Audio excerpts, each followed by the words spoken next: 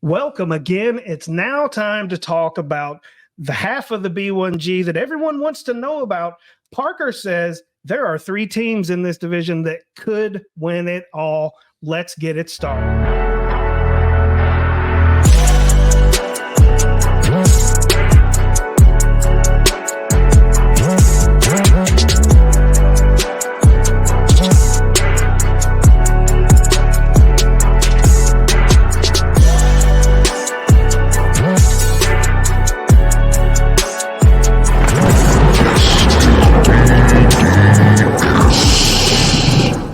And you damn right it is. Ladies and gentlemen, welcome to the B1G EAST Predictions Show for the year of our Lord 2023. We are Blake Melton and Bradley Newberry here in the DDS studios. He is Matthew Two-Tone Blue Parker in the man cave. Parker, how you doing, buddy? Guys, I'm doing great, and I'm struggling here. I'm trying to pick my national championship, and I literally have 3 teams in this one I am legit considering. Could it be the first team that we talk about? Because we talking about Rutgers. Could it be? Stay tuned for the picks. Last year, they earned a record of 4-8, 1-8 in the conference. Coach Greg Schiano is 12-22 since returning in 2020. Offense only averaged 254 yards per game, 13 points. The only hope I see is that they kept the entire defensive coaching staff intact. Does that equal any more wins, Blake? Man, I got to tell you, I can't really ever get behind somebody that has that their last name has become a verb. You know, now we talk about getting Schiano'd. And I still don't think that Rutgers is going to have the juice to be able to get anything done in this division. Parker, tell me what you think. I think Devin McCourty, Kenny Britt, Ray Rice, Bill Austin, none of these guys are coming out of the locker room anytime soon. And I kind of feel sorry for the Rutgers team because they play in the East, y'all. I mean, that's hard enough, right? So, okay, who are the 2 teams we draw from the West? Iowa and Wisconsin on the road? Like, what did we do with this? Like the defense was actually decent, and they look to be okay this year. Maybe they can squeak out some wins. Maybe the offense will look better with a quarterback that has another year under his belt. Fellas, I think this is going to be bad. But because of the first 5 games, this team could actually start 4-1. Hey, all right. And then he sees the wheels coming off the wagon, man. And I totally agree. I mean, 4-1 start. Yeah, I could definitely see that. But what do they got? What's Vegas got the win total at? Is 4. It 4? You know what? I'm going to be generous. I'm going to say they're going to go over that. Oh, I'm giving them 5. I'm going giving them 5 under all day. 3-9. Absolutely. I think they start 4-1 and they finish with 4 wins. There you go. 3, 4, 5. There you go. Indiana. Are they even a basketball school anymore? I don't know that I've ever known them as a football school. Correct me in the comments below. Indiana is a football school? Yeah, right. Last year they were 4-8, 2-7 in the conference. Coach Tom Allen. Boy, he's 6-18 over the last 2 years. They add a transfer quarterback from the University of Tennessee. Here we go. What transfer about this quarterbacks? dude? Transfer quarterbacks. Action Jackson. Who is this guy? I mean, Parker might have the Parker's going to have to tell me. Tell me more. Somebody that's I'll tell you right now, it's somebody that sucks and doesn't matter. He sucks because if you transfer into Indiana, you're like, let's see, I'm in the transfer portal. I've got it. I'm going to go to Indiana. They actually bring in, and he's not the only one. They bring in about 16 different guys. Maybe one of them can spark. I'm going to tell you who it's not going to be. It's not going to be anybody named Action Jackson. And they basically lose everyone on this team. They only return 35% of the offense and 50% of the defense. The only thing that has experience is the offensive line. And if you want one of the football fans of Indiana to comment, you're going to have to get lucky and get one of the 3 that exists on the face of this earth, because I'm not going to bore anyone with this team because they are garbage, they are trash, and they are going to maybe win 3 games. Parker mentioned it. 3 fans out there. 3 wins. I got 1 win for each of them. 3 wins this year for Indiana. I was leaning 2 wins, and then I read that wide receiver Cam Camper is back from ACL. Give me one more. They're going 3 wins. Cut it. That's just dynamite right there. Absolute dynamite reporting. Yes. Moving on to Michigan State and Coach Mel Tucker. They lost their quarterback. They've lost what else, though? A wide receiver? I mean, Mel's in this weird position where it's either like feast or famine, it seems like, with this guy. Like, we've seen him recently in championship games. Mm-hmm.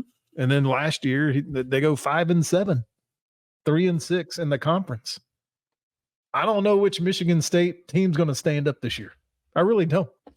Well, I mean, I think Coach Mel, I think he is struggling with an identity of being a flash in the pan.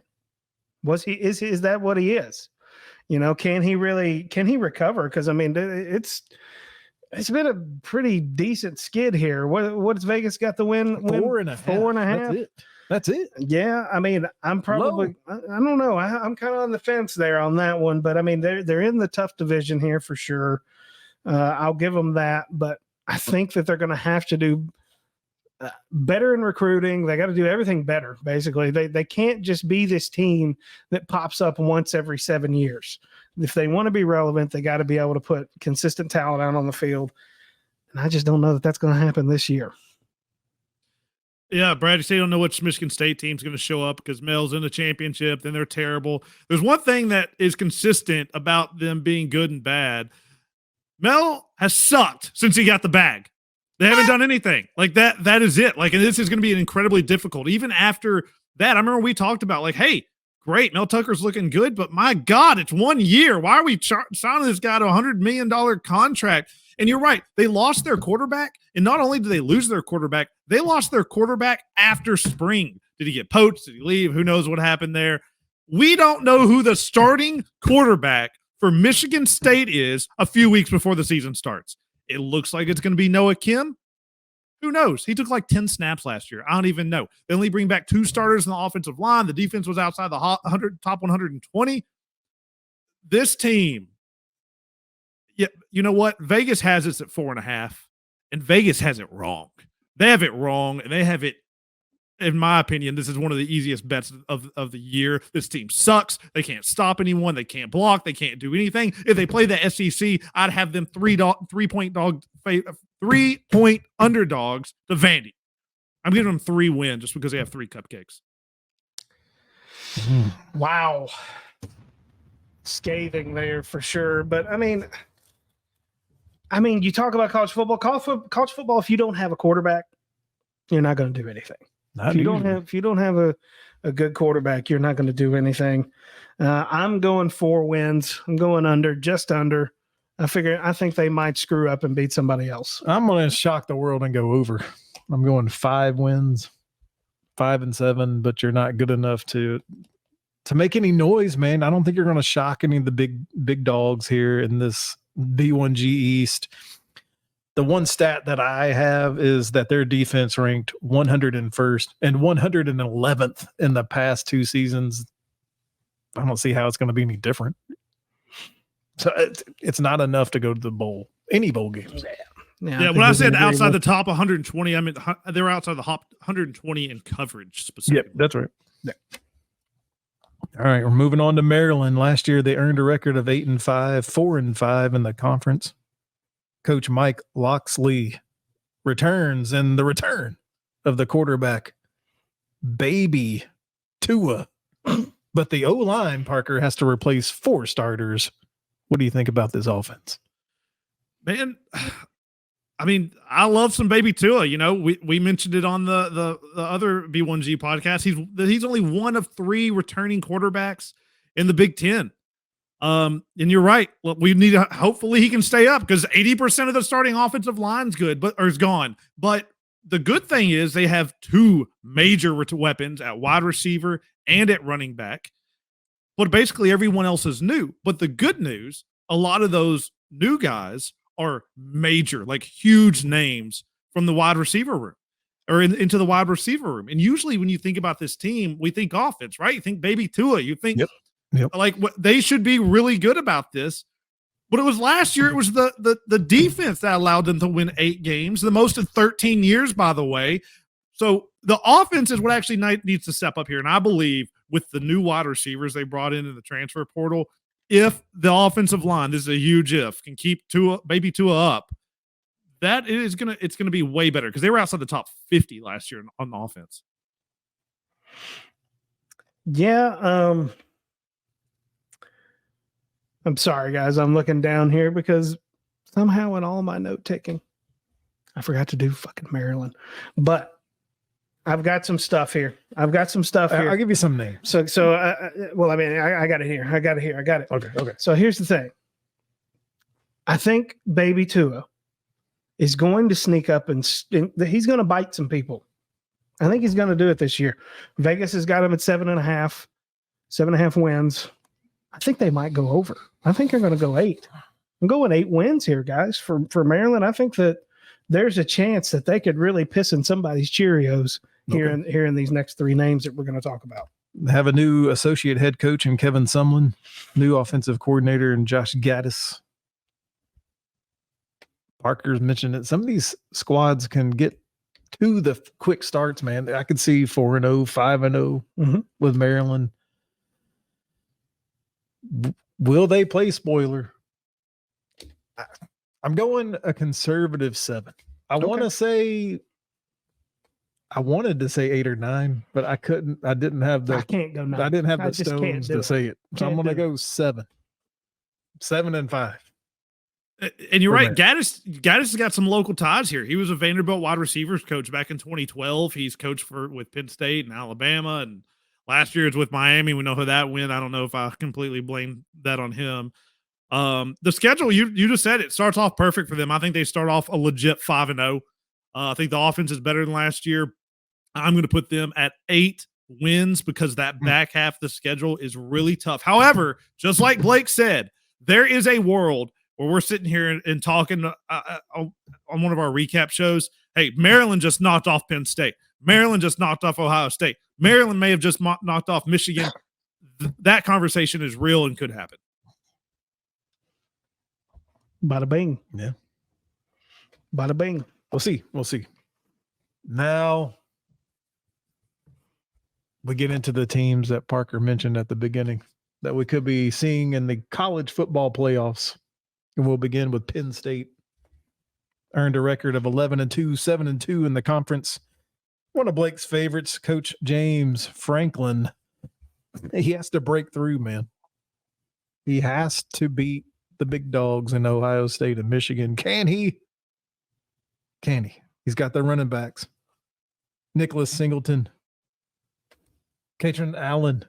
They're back. They combined for 1,928 yards, 22 touchdowns. They got to replace the quarterback and Sean Clifford. What do they bring in, Parker? You mentioned they had the running backs, but this year they might have the quarterback. Okay. And Drew Aller. He gets the chance at the center. And let me just tell you about this guy's ceiling. In last year's recruiting class, he was the QB1, y'all. He is 6'5", 232 pounds. We just talked about how generational Anthony Richardson could be as a draft prospect. He's 6'4", 245 pounds. He's an inch shorter, but about 10 pounds heavier.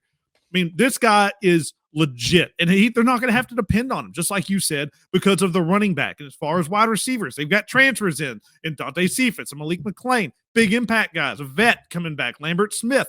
Nothing amazing at wide receiver, but they're all like a bunch of 2s, right? So it's going to be a big-time committee thing.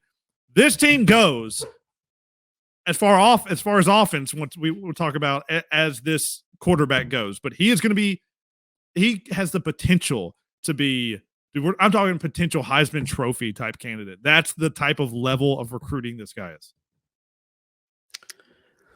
And I love defense. Under Coach Manny Diaz, man, this team will be tough on D. They've got linebackers, Abdul Carter, and cornerback Kalen King, man. They're shutting down everyone. Blake, I'm just telling you right now, I am high. Like my older brother used to be high every night. I'm high on Penn State, baby. I think there's a lot of reason to be happy in Happy Valley this year. I think they're going to be extremely competitive. These last three names, I mean, we're talking a sea hair between them. I mean, it is ridiculous how good these last teams are how much they're going to match up with each other. I'm pretty high on them too. I'm not the biggest James Franklin fan in the world. I think he's just a giant bag of hot air, but it's okay. It's okay. You know, if he proves it on the field, he proves it on the field. I think in general, he's a pretty good coach. But we're going to see, you know, quarterbacks, college quarterbacks, they come and go. You know, just because you're a highly recruited guy, just because you have tools doesn't necessarily mean you're going to translate. Doesn't mean you're going to play well in front of over 100,000 people in Happy Valley week in and week out. It's all going to have to play out. I'm pretty high on them, though. I'm going 10 wins. They beat Michigan at home. They lose on the road to Ohio State. I'm going 11-1 for Penn State. You mentioned the defense. It took everything I had not to say it because I expect them to be better in year two under Manny Diaz. And last year, y'all, on defense, they were top 10 in scoring, turnover margin, sacks, tackle for loss, passes defended, red zone defense, and forces fumble. And I think they're all going to go up. I think they're going to be top 5. The defensive line is absolutely ridiculous. You know, the Georgia and the Clemson conversations we've had last few years. This is that conversation this year. Then you look at the secondary. Yes, they lost 2 big times in the draft. Next man up. They have tons of talent, tons of depth, lock down the receivers. And guys, a good D-line and secondary could be a deadly combination against a weak offensive line or new quarterback. Hint, hint, Ohio State. If I sound like I'm high on this defense, the reason is I think this is the best defense in the country, and I don't know if it's a conversation to be had. I think this all depends on the quarterback.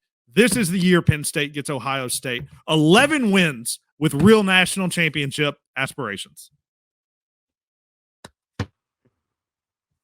We don't share notes around here, but Nope. we're all right there together. 10, 11, 11. Yep. So where does that leave this next squad? Because we're going to have to talk about Ohio State. We all know that they lost their quarterback, right? Yeah. Last year they earned a record of Some guy. I Yeah, don't know some if you've guy. ever heard of him. He'll be just some guy in Yeah. Houston, but that's for their NFL pods. Wait for that. 11-2 last year. Ohio State went 8-1 in the conference. Coach Ryan Day. Here we go. Lost CJ Stroud. Lost to Michigan. Lost to Georgia in the playoffs. It's just, I mean, momentum is something, right? Yeah. Parker, I'm almost predicting that there could be a small carryover effect. There are questions in a couple of the different rooms here. Line, there's no question at wide receiver. Could have the best wide receiver in the country. They probably have the best wide receiver core in the country. But you go back and look at that Georgia game. I mean, I would sit here and say Ohio State should have won that game. Like, if they make a kick, we're having a completely – right now, we're having a conversation about are they going to be the defending national – if they make a field goal, our conversation right now is are they defending national champions because they would have slaughtered TCU. And this team is the model of consistency. They haven't lost more than 2 games in a year since 2011. But obviously, CJ Stroud's gone, and you know the quarterback's what stirs the drink. They have Kyle McCord and Devin Brown are fighting out to be the starting quarterback and continue to be a revolving door of elite quarterbacks at Ohio State. Day says there will be more clarity on who the starter is next week. So that's who he's named them. I don't know, but you're right. It's more than that. They lost 3 other major starters to the draft. They lost both their left and right tackle and the center. Like, what do you do with that? So whoever the quarterback is, he's going to get hit more. Again, hint, Penn State. And I think that's a sure thing. But as you mentioned, the fun part, who's he throwing it to? Marvin Harrison Jr., who people literally have mocked going number 1 in the draft next year above some big-time quarterbacks. And Receiver at number 1.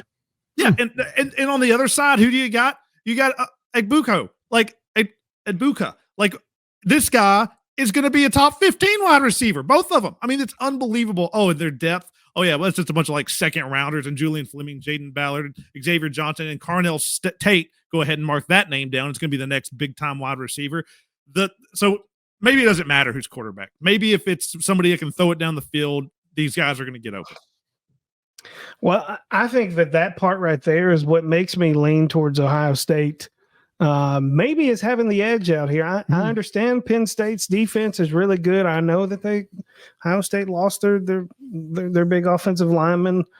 But I mean, when you have that much talent at the wide receiver position, how good do you really have to be? Is my question. I mean, can you get 2 steps in a drop in a throw, 2-step drop in the throw? I think that it's tough here. You know, Ryan Day, I think he is going to be under some pressure this year too. By the way, be careful. Be careful. I said your name, but I'm not saying your name just yet. But I mean, the standards are high at Ohio State. Guys, I am very high on Ohio State. I still think that their offensive firepower might be too much for this conference. I've got them going 11 wins. The D has to improve, man. I saw a defense that gave up 43.5 points per game towards the end of the year, over 9 yards per play down the stretch when it meant the most against good teams. I wrote down the road is tough. At Notre Dame, at Wisconsin, at Michigan, they lose 2 of them. I'm going 10-2. Brad, you took the words right out of my mouth. When they played a good offense, they were terrible. If you take out all those other trash offenses and you do Michigan and Georgia, over 9 yards per play. I just think that's worth repeating, which is unbelievable. It's year 2 under the defensive coordinator. They should get better. I mean, and then you go look in the secondary. They got a lot of transfers. They'll probably start immediately, which will be better from last year. But my big stat is this offense, or my takeaway from this is this offense last year scored 44 points a game with CJ Stroud and a better offensive line, and they made it with 11 wins. This year, we don't even know who their quarterback is. I don't know who their offensive line is. I think they're going to be in stiffer competition. I've got them still, even with all that. Oh, it's going to be a down year. I've got them winning 10 games. The down year of 10 wins. Isn't that ridiculous? And Blake's That's right. It's like the only job in the country where you can win 10 games and people want to run you out with pitchforks. Yeah. You know, it's ridiculous.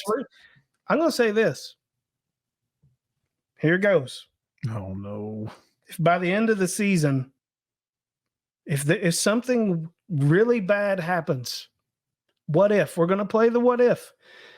What if Ohio State goes 8-4? Ryan Day's in trouble. I'll tell you that right now. He's in trouble. I don't think it's going to happen this year, though. I really don't. But we'll see. We'll see.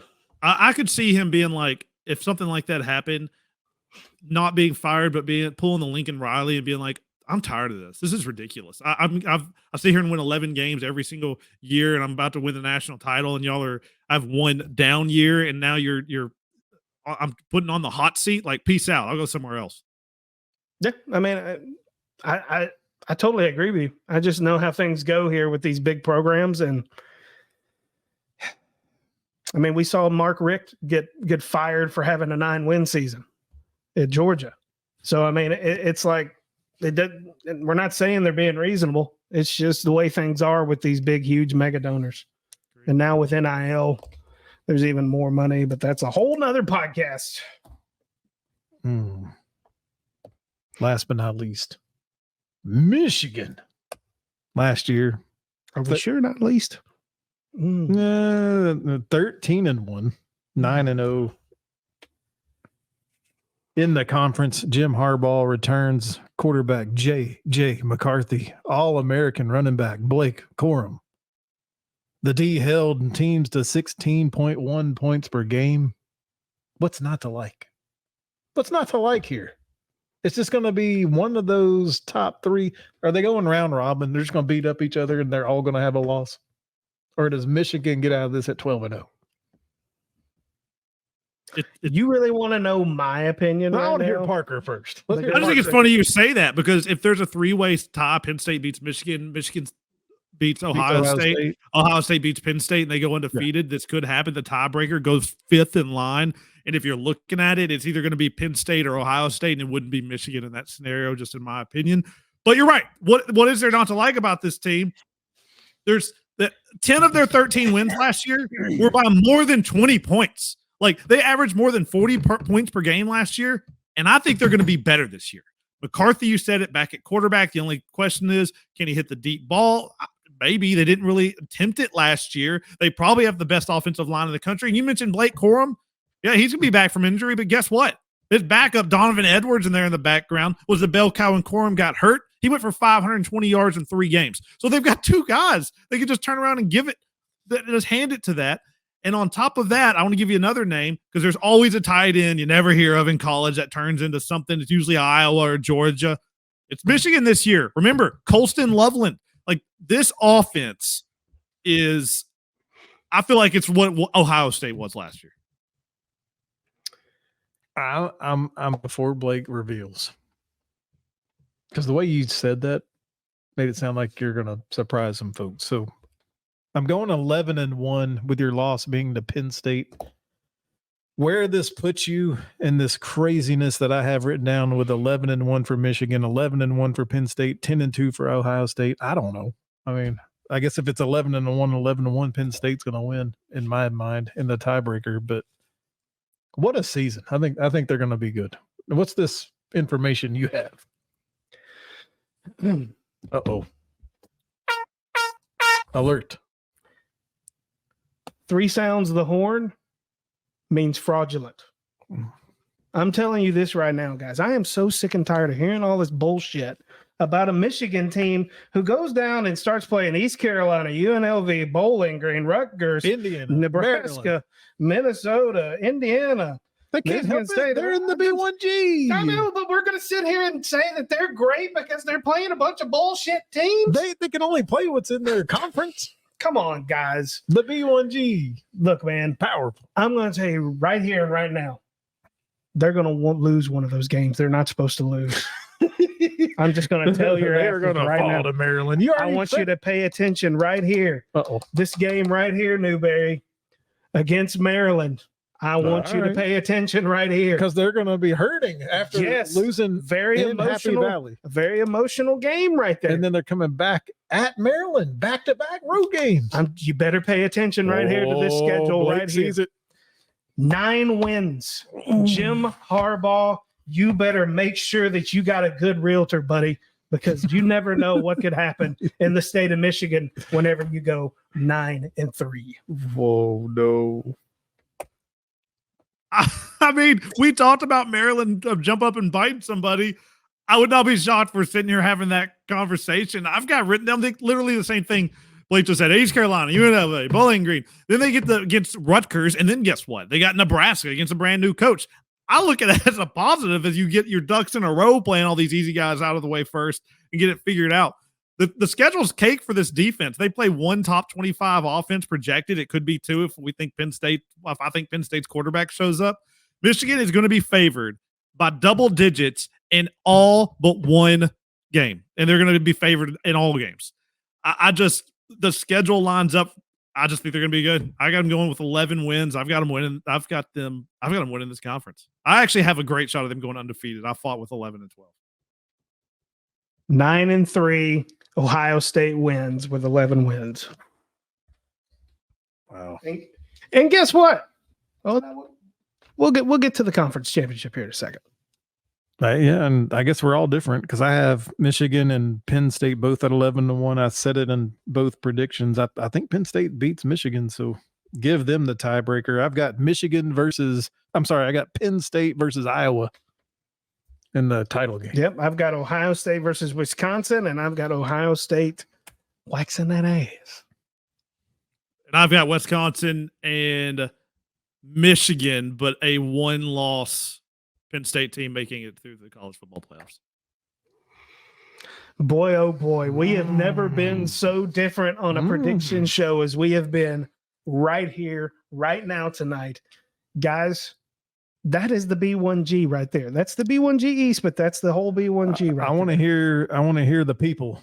I want to read what the people have to say about your predictions. Mm-hmm. Put them right there. We'll talk back with you. We interact. Yep. We love you guys. Put your thoughts right there in the remarks. Let's go. Absolutely. The remarks. I love it. Put it Down down. there in the comments, let us know. Guys, this has been Remark. our B1G 2023 East Prediction Show. Really appreciate you guys joining us.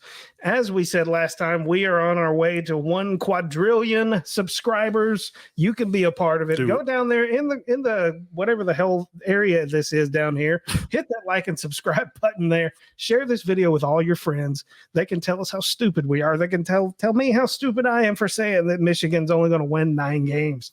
But it's okay. They're entitled to be wrong. I'm just telling you that right now. Gentlemen, do you have any parting words on the B1G East and the B1G in general?